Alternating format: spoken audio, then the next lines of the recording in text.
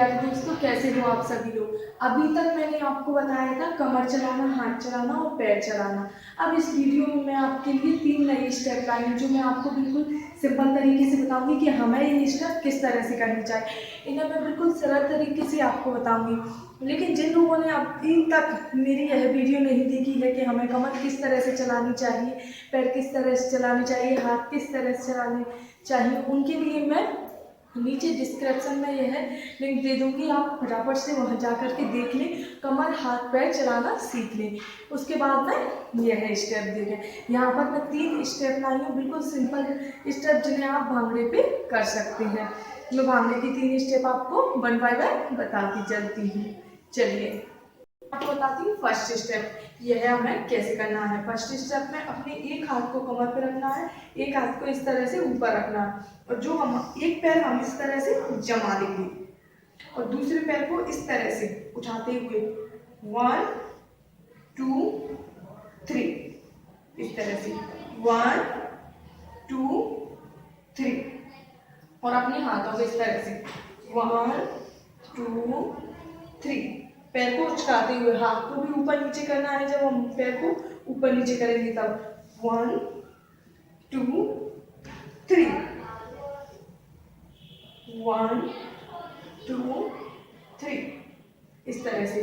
मतलब अपने एक पैर को तो बिल्कुल जमा लेना है, लेकिन दूसरे पैर को 1 2 3 इस तरह से उठाना है।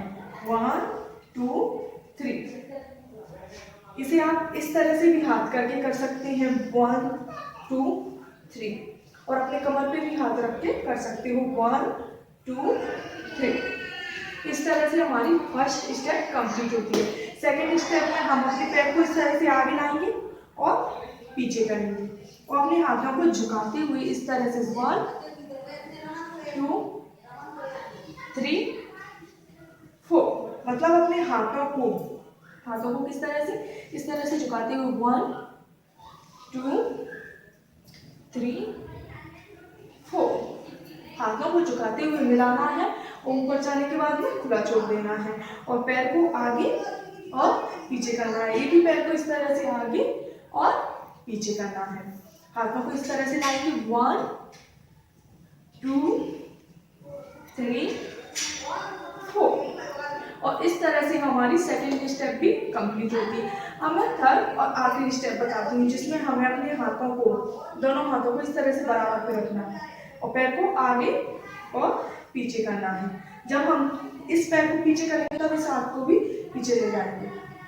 1 2 3 4 1 2 3 4 1 2 3 4 और इस तरह से हमारी आखिरी स्टेप भी कंप्लीट होती है।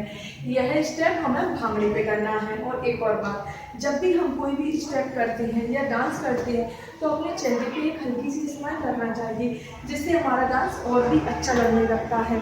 अगर हम चेहरे पर स्माइल नहीं रखते, मायूसी से रखते हैं, डर लगता है कि पता नहीं हमारा डांस सही है या नहीं, तो वो डांस अच्छा नहीं लगता है। लेकिन जब हम उसी डांस को अच्छी सी प्यारी स्माइल के साथ में करते हैं तो डांस और भी अच्छा लगने लगता है। चलिए यही डांस मैं आपको भांगड़े पे करके दिखाती हूँ।